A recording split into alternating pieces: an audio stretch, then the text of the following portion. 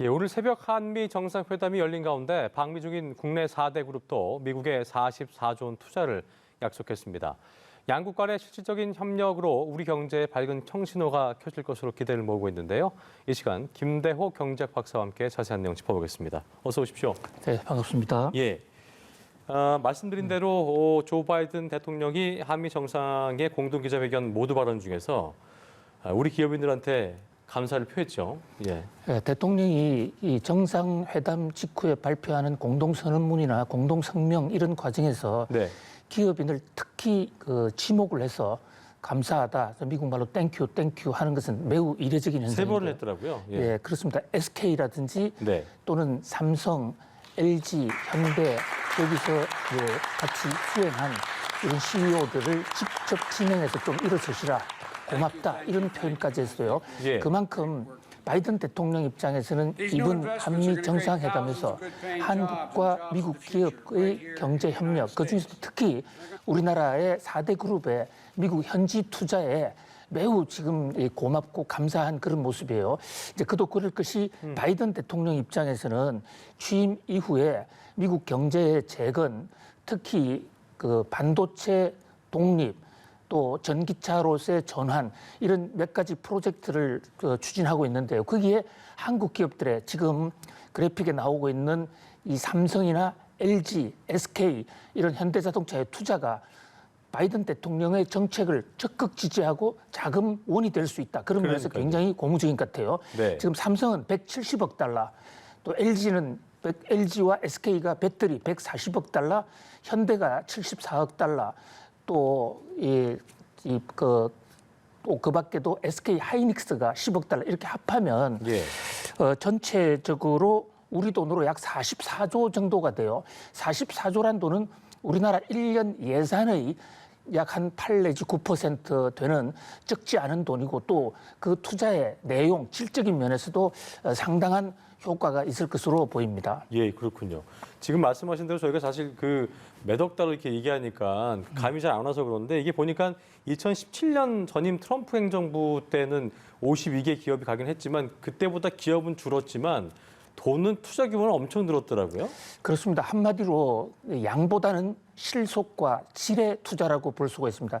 트럼프 대통령 당시의 한미 정상 때는 정말 그야말로 비행기 가득 우리 기업인들이 타고 가서 네. 소리는 상당히 요란했고 실제로 투자도 많았습니다만 중소기업이나 중견기업 이런 데도 같이 들어가 있었기 때문에 네. 실제 투자 규모는 이번보다 훨씬 못 미쳤죠. 그렇습니다. 그런데 이제 우리나라의 이 4대 기업 삼성, LG, SK, 현대 예. 이 네 기업으로 이번에 이제 집중적으로 똘똘한 4개 기업의 집중 투자 이런 네. 면에서 금액으로서는 과거 역대 어느 정부보다도 그 투자 규모에서 많고 또 내용에 있어서도 차원이 높은 것으로 볼 수가 있습니다. 삼성전자만 경우에도 지금 170억 달러의 이 프로젝트는 삼성전자가 해외 투자를 한 이후에 사상 최대의 규모라고 볼 수가 있습니다. 예. 이게 보니까 반도체도 그렇고 배터리도 그렇고 바이오 의약품도 그렇고 첨단 제조 분야에서 삼성과 현대차, SK, LG 우리 4대 기업이 상당한 글로벌 경쟁력을 갖추고 있다라고 볼 수 있을 텐데 박사님께서 보실 때 해외 시장에서의 우리 이 기업들의 위상은 어떻게 저희가 평가하겠습니까? 네, 지금 이번에 미국에 투자한 분야를 종목별로 보면 예. 반도체 또 그 전기차 그다음에 배터리 이렇게 볼 수 있는데 이 분야는 예. 사실상 우리나라가 적어도 공급 양면에서는 세계 최고고 기술 수준에서도 세계에서 1, 2위를 다투고 있다고 볼 수가 있습니다. 그렇군요. 자, 우선 이 반도체 같은 경우에는 메모리는 뭐 우리가 압도적으로 전 세계 공급량의 한 80% 가까이를 우리 삼성전자와 SK 하이닉스가 제공하고 있고요. 예, 예. 배터리에 있어서도 중국과 거의 비슷하지만 세계 1, 2위를 다투고 있습니다. 예. 또 차에 있어서도 현대 전기차 아이오닉이 지금 이번에 알라바마에 대규모 공장을 만들기로 했는데 자동차에서는 현대차의 국제 경쟁력이 세계 4위, 5위 정도죠. 그러니까 한마디로 한국의 최고 경쟁력이 우수하고 세계적으로 초상위권에 있는 기업들이 아주 집중적으로 미국에 이번에 투자를 한다 이렇게 볼 수 있습니다. 예. 바이든 대통령이 특히 삼성전자의 미국 내 이 파운드리 위탁 생산 공장 추가 건설을 언급하기도 했었는데 이미 이제 텍사스 오스틴에 현지 공장이 가동 중이잖아요. 네. 근데 아직 유력 후보지가 여기가 또 될 거라는 예상도 있지만 삼성 입장에서 아직 결정이 되지 않은 걸로 알고 있는데 어떻게 좀 예상해야겠습니까? 바이든 대통령은 경제 부분은 물론이고 국가 안보 차원에서도 이 반도체에 목숨을 걸고 중점을 두고 있거든요. 예. 반도체가 국가 경쟁력의 생명이다 이런 얘기 또는 반도체가 말 발굽의 편자다. 이 말이 달릴 때 발굽에 있는 그 편자가 없으면 속도가 늦고 결국 국가 경쟁에서 떨어진다. 이게 중세에 우리 로마 역사에서 입증이 된 거거든요. 예. 그만큼 말 발굽을 말을 더 빨리 달리게 하는 핵심적인 요소다 이렇게 생각을 해왔고 특히 미국과 중국과의 무역 전쟁에 있어서도 반도체가 미국의 안보를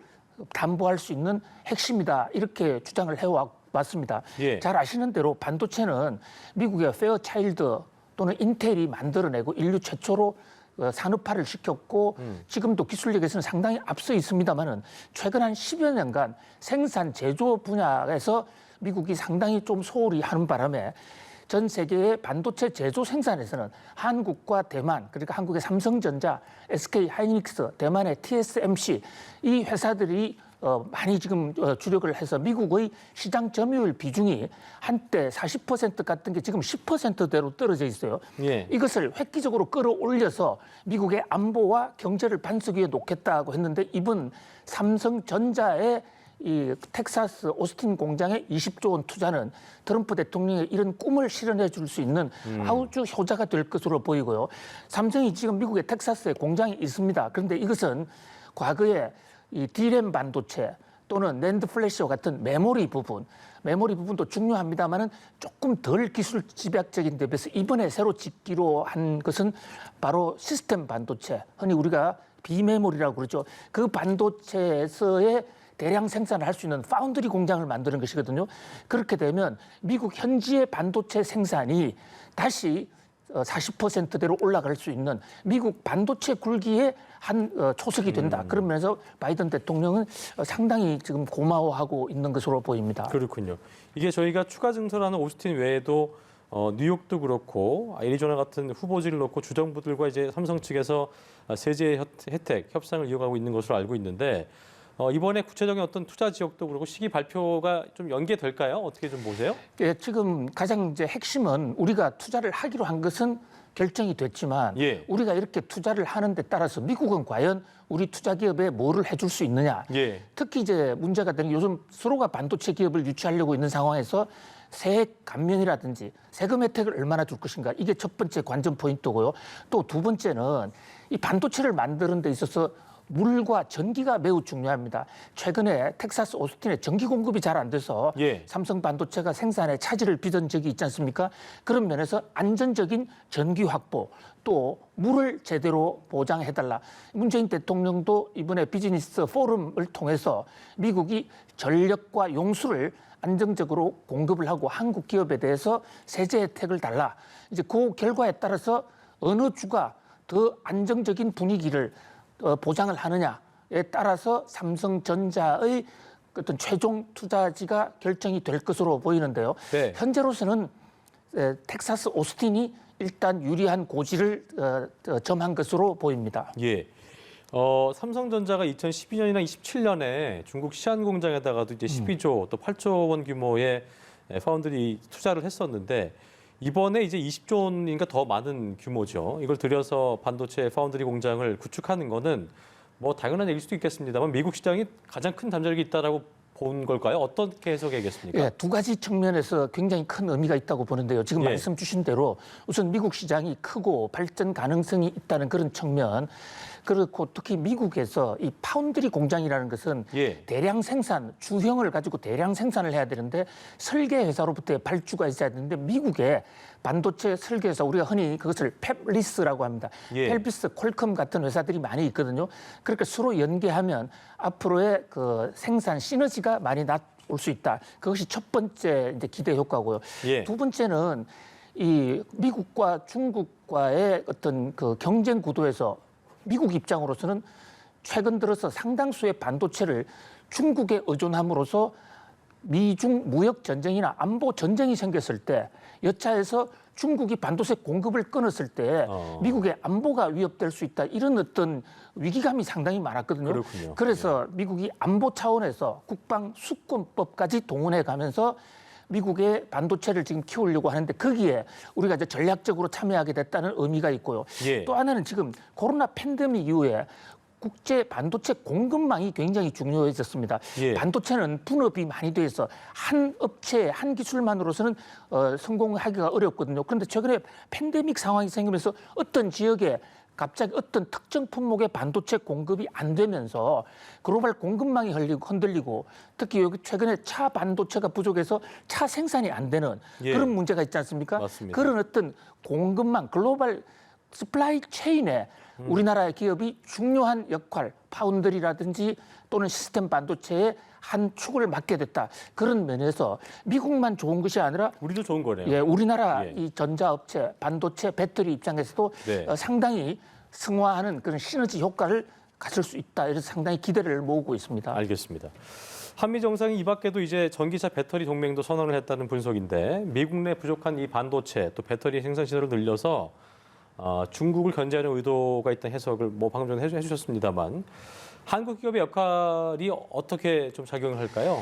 예, 지금 한국과 미국은 경제적인 면에서 아주 공교롭게도 상호 보완적인 관계가 가장 두드러진 그런 경제 구조를 갖고 있어요. 예.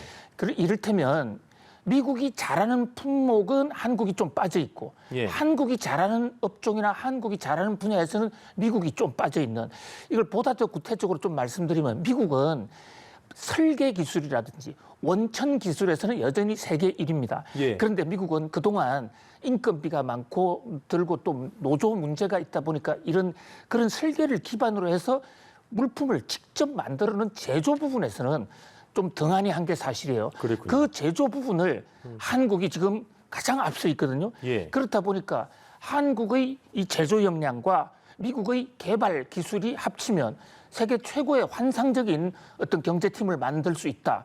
그런 면에서 미국도 한국도 이제 서로가 필요해 왔다. 그런 면에서 일차적으로 두 나라의 경제 협력이 주목을 갖는 분야고요.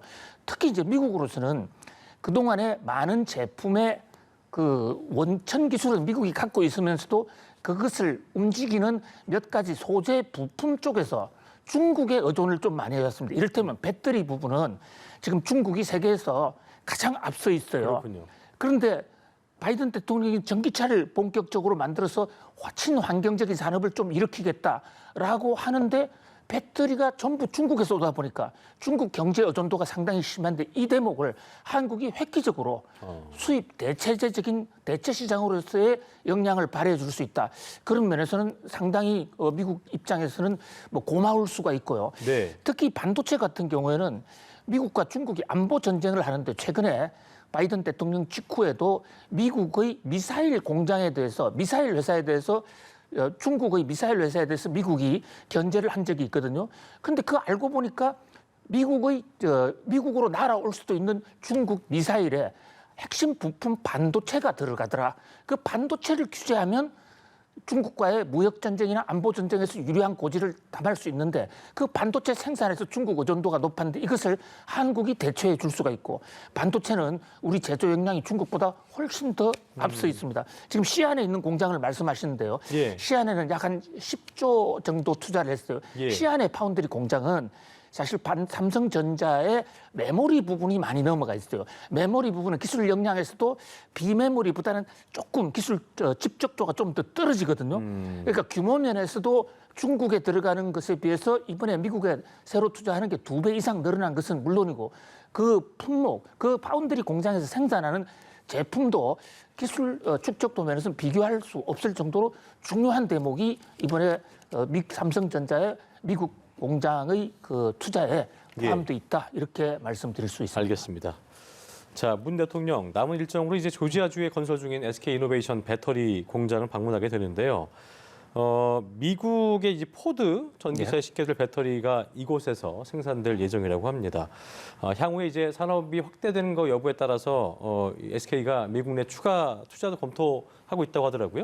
그렇습니다. 이 대목도 굉장히 중요한 그러니까 전기차와 배터리의 결합도 세계적인 지금 경제계 이슈가 지금 되고 있거든요. 우리가 전기차 하면 테슬라를 우선 연상합니다. 테슬라 일론 머스크가 먼저 시작을 했죠. 그러나 이 테슬라의 일론 머스크는 스타트업이고 예. 그렇게 규모가 크지 않아요. 차는 역시 세계 제1의 기업이 제너럴 모터스, 그다음에 2위의 기업이 포드. 이 두 회사가 세계를 지금 자동차를 장악하고 있는데요. 바이든 대통령 출범 이후에 이 전통적인 이 경유나 가솔린 차를 전기차로 지금 전환하려는 상태거든요. 그런 이제 측면에서 이번에 포드가 SK와 배터리 합작 회사를 세웁니다. SK 공장이 조지아주에 있거든요. 예. 또 조지아주는 바이든 대통령 입장에서는 트럼프 대통령과의 지난 선거 과정에서 막판 역전성을 가져다 준 정치적으로 상징적인 의미도 커요. 굉장히 중요한 곳이죠. 그렇습니다. 예, 예. 거기서 미국의 전통자인 포드와 한국의 SK 배터리가 합작 공장을 세운다. 그런 면에서는 미국 전기차 회사로서는 어떤 미래에 큰 시너지 효과를 가질 수 있다. 또 한국의 SK 입장으로서도 배터리의 항구적인 좀 대량 판매 기반을 갖출 수 있다. 네. 지금 배터리 부분에서는요, 제너럴 모터스라는 회사, 세계 제1위 회사는 한국의 LG화학과 지금 그 동맹 관계를 맺고 있습니다. 그런데 이번에 LG도 문재인 대통령을 같이 따라갔거든요. 네. 따라가서 지역은 좀 다르지만 다른 지역에 LG 배터리 공장을 대대적으로 세우는데 그런 면에서 전기차에서의 미국의 완성차와 한국의 배터리가 전략적인 어떤 그 협력을 할 수 있는 중대한 계기가 마련됐다 이렇게 볼 수 있습니다. 알겠습니다. 자, 이번 한미 정상회담으로 이제 코로나19 상황 속에서 양국 간의 어떤 실질적인 경제 협력이 가능하게 됐다라고 볼 수 있을 텐데 양국이 추구하고 있는 뭐 그린 뉴딜도 그렇고 그 미래 산업에 있어서 실질적 효과 앞으로 끼쳐지게 긍정적 어떤 영향 이런 것들을 끝으로 좀 분석을 해주시죠. 네. 그렇습니다. 현재 지금 세계 경제가 코로나 팬데믹이나 또는 IT 발전을 통해서 새로운 환경을 맞고 있습니다. 종래의 어떤 생산 방식이나 유통 협력으로서는 이제 한계를 맞고 있다. 그래서 그런 면에서 특히 이제 환경 규제 이런 지속 가능 성장을 주창을 하고 있는데요. 예. 그런 면에서 말씀드린 대로 미국의 어떤 그 기술 개발력 이런 것이 뭐 의학 산업, 바이오 산업, 반도체 또는 자동차 이런 부분에서의 미국의 개발력과 한국의 대량 생산 기술 또 대량 생산에서의 고품질을 유지할 수 있는 이런 기술이 만날 수 있어서 코로나 팬데믹 이후에 새로운 어떤 경제 패러다임을 서로가 끌어갈 수 있었다. 그것은 측면에서 굉장히 의미가 있고요. 또 하나는 지금 글로벌 공급, 새로운 공급망 체인에서 경제가 재편될 때 그 공급망 체인에 누가 들어가느냐. 거기에 따라서 앞으로의 대량 생산과 대량 수요의 확보처를 만들게 되는 것이거든요. 그런 면에서 저는 사실 한미 간의 이번에 가장 큰 의미는 어떤 안보나 정치도 물론 중요하겠지만 이런 그 서로가 경제 협력을 통해서 윈윈의 기반을 가졌다. 이건 대단한 의미가 있다. 이렇게 보겠습니다. 알겠습니다. 자, 지금까지 김대호 경제학 박사와 함께 한미 정상회담에서의 경제 관련 부분 자세히 짚어봤습니다. 오늘 말씀 고맙습니다. 감사합니다.